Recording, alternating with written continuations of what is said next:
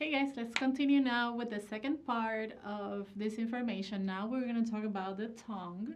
Super important, this structure, for many reasons. It's involving mastication, taste, deglutition, and speech. So our tongue is one of the most important structures in the oral cavity. It's a very highly movable structure. It's actually made up of skeletal muscle, yeah, even if you don't believe it, but it is. That's why you can control your tongue. And it has a couple of parts. It's divided into what we call the root, the body, dorsum of the tongue, and inferior surface. The root, it's going to be more posterior, in lying in the oropharynx, versus the body, which is the more anterior part, 2/3 of it, lying in the actual oral cavity and ending in the apex anteriorly. So the tip of your tongue is what we consider the apex. And the dorsum of the tongue, which is the more superior roughened surface, which you can actually see on this picture right here, and the inferior surface, which faces more of the floor of the oral cavity, and covered usually by a very thin transparent mucosa. Here is a picture just describing everything that we just went through, where you can see the root of the tongue, more roughened posterior side, the body or dorsum of the tongue, and then the apex more anteriorly, or the tip of the tongue. If you notice, the dorsum or body of the tongue, it's covered by this roughened texture, where we can observe a bunch of structures that we call papillas, right? So, and inside of those papillas is where we're going to find these tiny little sensory structures that are basically going to be detecting the different types of flavors that we can detect. We'll talk about that a little bit later on this video. But the tongue, when the apex of the tongue is raised, kind of like if you would touch the hard palate, right, on your oral cavity, you can observe certain structures such as the lingual frenulum, the sublingual caruncle or papilla, and the sublingual fold. So if I show you this picture, I'm going to go back into it in 1 second and the information, but you can see it right here. You can see if you would raise the tip of the tongue to the hard palate and touch the hard palate, you can observe that sublingual caruncle with these openings of the submandibular ducts, right? Kind of like whenever you're thinking of food and you're hungry, right? Let's say, I don't know, a very delicious pepperoni pizza, or I don't know, a very delicious cheeseburger. You start salivating, and so your mouth becomes watery. It's because your salivary glands, which we're going to talk about in later in this information. So this saliva accumulates in that area, and it's crossing through these ducts. You also can observe this frenulum of the tongue right here more immediately. In people that have certain speech impediments, one of the reasons could be, for example, a shorter frenulum of the tongue. And then the sublingual folds with the openings of the sublingual ducts, which you can observe right here. But like I said, the lingual frenulum, it's that mucosal fold that's connecting the inferior surface of the tongue with the floor of the oral cavity in the midline, versus the sublingual caruncle, which is a very small elevation on the base of the frenulum, marking the opening of the submandibular duct, and the sublingual folds, which are just mucosal folds on the floor of the oral cavity raised by this underlying gland. So, other things that we need to talk about, very, very important, is the tongue muscles. We have actually two groups of muscles in here. We have what we call extrinsic muscles and intrinsic muscles. The extrinsic muscles in this particular case are going to be originating outside of the tongue, and they will insert into the tongue to make a function there, or the intrinsic muscles, which are originating and inserting within the actual tongue. So let's go with the extrinsic muscles first, and we're gonna start our discussion with genioglossus. This muscle is one of the most important ones. I'm gonna show you in a picture right here. Genioglossus kind of looks like a fan-shaped type of muscle. And this muscle originates from the superior mental spine of the mandible. And the fibers, like I said, they are fanning posteriorly and superiorly into the tongue. And the lowest fibers are inserting into the body of the hyoid, versus the middle fibers terminating along the dorsum of the tongue and the superior fibers reaching the tip of the tongue.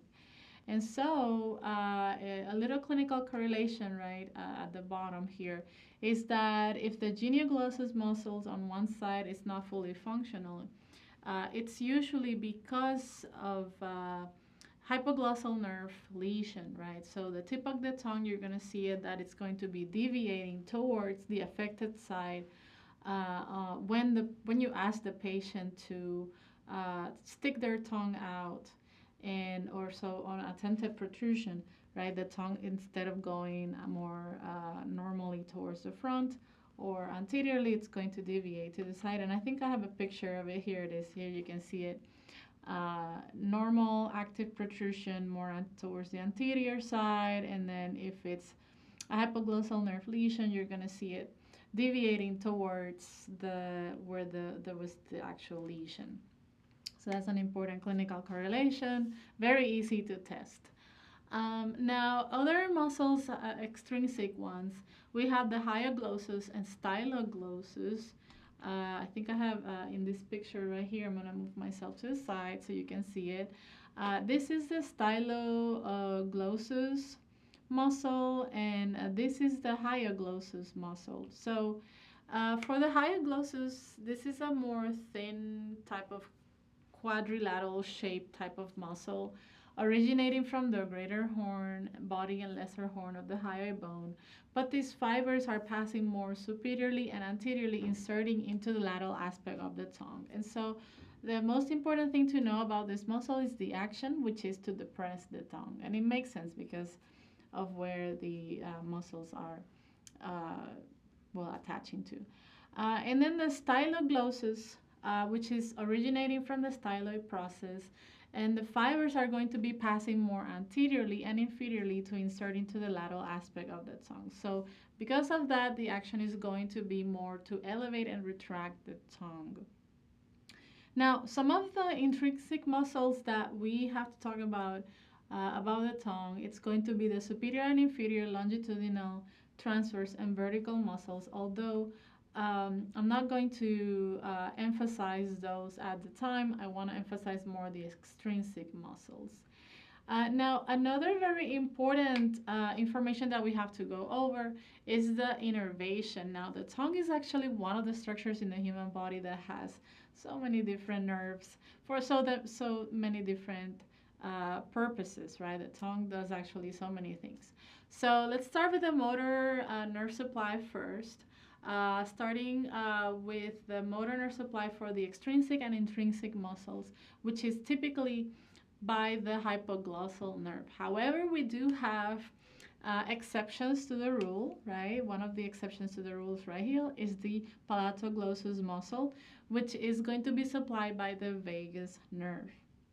Now, let's talk about general sensory nerve supply, and then we'll talk about special sensory, and we'll see what the difference is, right? So when we say general sensory innervation, you have to think of touch, for example, what it feels like, versus special sensory. In this particular case, remember gustation, right? So for taste, that's gonna be considered special sensory, and it's handled by other innervations. So starting with the general sensory nerve supply, this is by the lingual nerve, which is a branch of your trigeminal V3. So that's mainly for the anterior 2/3 of the tongue.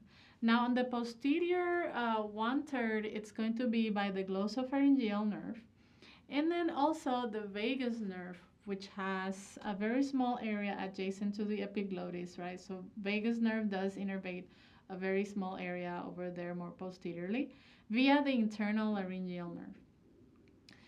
Now, let's go into the special sensory innervation. Special sensory for taste, like I said, it's also divided into 3 parts as well. So this is why this is so complicated, I know. But let's start with the anterior two-thirds of the tongue. Anterior two-thirds of the tongue for special sensory innervation is going to be given by chorda tympani, which is a branch of your facial nerve. Super important, chorda tympani. You can actually observe that in the lab when you do that dissection. And then for the posterior one-third, including the valid papilla, this is going to be by the glossopharyngeal nerve. And then last but not least, vagus nerve, it's giving taste via the internal laryngeal nerve on a small area adjacent to the epiglottis. So if you think of the area closer or proximal to the epiglottis, that is by vagus nerve. So here it's a map that can help with this information, right? On this side, you can observe sensory innervation given more anteriorly, chorda tympani via facial nerve for special sensory, and lingual nerve for general sensory. Overlapping area more posteriorly, remember, is glossopharyngeal for both general and special sense. And then remember, more posteriorly by vagus nerve adjacent to the epiglottis. Then on this other side of this picture, you can see the motor innervation. It's by hypoglossal nerve on the anterior two-thirds of the tongue versus more posteriorly versus this posterior side, which is by vagus nerve. Now, in our tongue, we have what we call taste buds, and these taste buds are located in these papillas, right? So these papillas contain these taste buds, and so we can taste. We have different types of taste buds or papillas, also known as fungiform, foliate, and circumvallate.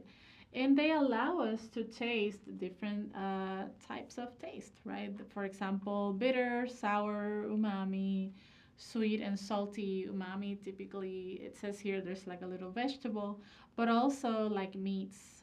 It's considered umami. Now, I was going to mention this because in the past, we used to think, here's actual a picture of the research. There used to be an older concept where, for example, we would taste bitter on the posterior side of the tongue, sour on the more lateral sides of the tongue, and then sweet and salty on the tip of, closer to the tip of the tongue. However, a new study by Thomas D.C. in 2021 discovered that the actual, there's a new concept which is more of a combined type of taste map where it doesn't matter where in the tongue we can actually we are actually able to taste all of these different flavors in different spots of the tongue. Also, we do know that your olfaction, it's involved also in the process of taste because it, this is a rough estimate, but approximately 40% of the things that we can taste are through our papillas in the tongue, and then the other 60% could be considered also from our nose, right, and our olfaction, right? So it's a combination of both, and it kind of makes sense, right? Because whenever, let's say that it's more of a defense mechanism, right? So that it's embedded in us, and it kind of makes sense because if you smell something that is rotten, for example, you're not gonna go ahead and eat it, right? Or like for example, all the milk, you're not gonna go ahead if you smell it and it smells bad, you're not gonna drink it, obviously, because it's a defense mechanism, right? It helps you to survive and not acquire, you know, certain bacteria or whatever it is, right? So that's the reason why. So moving on into this information, here I just wanted to show you that lingual nerve that I didn't show you earlier on the picture, right, etc. But now let's go into the salivary glands. I did mention some of this before, a little bit of information when I was talking about the ducts. But we do have a total of 3 commonly known salivary glands. So starting with the submandibular glands, if I show you on this picture, submandibulars, they're located more inferior to the mandible, and these glands, uh, it's one of the major salivary glands. It wraps around the posterior border of the mylohyoid muscle and has a more superficial and deep parts. But the deeper parts that are smaller are the ones giving rise to the submandibular ducts that we are able to see, or allows the release of that saliva into the oral cavity. Now, the second type of salivary gland, more commonly known, is the sublingual gland. This one, it's located deep, or resting on the mylohyoid, and it has about 12 small ducts originating from the superior border of the gland, opening into the oral cavity. And we also have a parotid gland, which I'm going to show you in that picture. You can see it, it's a more triangular shaped type of structure, sometimes extends all the way to the neck, laterally, and there's one on each side. There's also a parotid duct that it's going to be passing anteriorly across the masseter muscle, and it pierces or penetrates the buccinator muscle, which allows them to enter into the oral cavity and release the saliva into the oral cavity.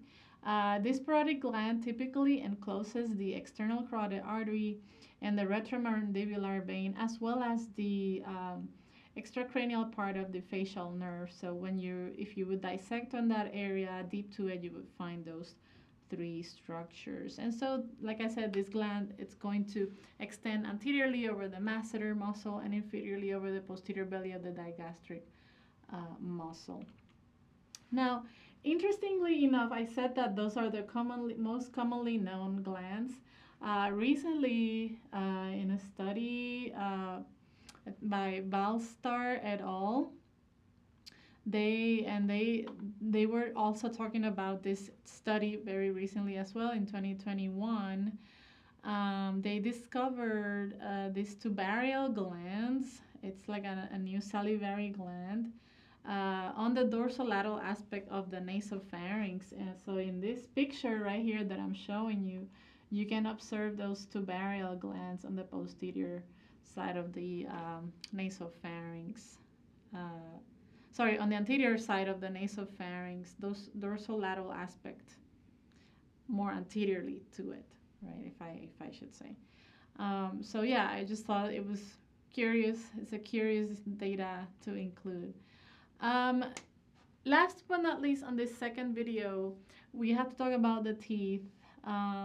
In children, typically children will have a total of 20 deciduous teeth, which we call primary or milk teeth, with a total of 2 incisors, 1 canine pair, and 2 molar pairs. But as you grow older, you will end up having a total of 32 permanent or secondary teeth, which will include 2 incisors, 1 canine pair, 2 premolars, and 3 molar teeth, right? And they come in pairs. Here's a picture just showing you the difference between the growth of the deciduous or primary teeth and how the usual age of eruption, right? So you can see here, you start all the way from 8 to 10 months is when you start more or less having that eruption of teeth, up to 24 months. Then as an adult, you start developing your more permanent teeth, and you start switching, right, those teeth around you're 7 years old, all the way up to 25, right, 25 year, like specifically for those third molars, right. Some of the parts that are important for the teeth include the crown, which is a structure more externally that we can observe, projecting out from the gingiva. You got the neck and the root, right? Where in the root is where you will find internally the root canal that contains the blood vessels and nerves innervating the teeth. And then most of your teeth are made up of or composed of dentin and an enamel that covers that crown, right, etc. So those are important parts of the teeth. But I'm not gonna insist too much on this because you guys are not going to become dentists at this time. So, all right, I'll see you on the third video for the last part, which is the nasal cavity.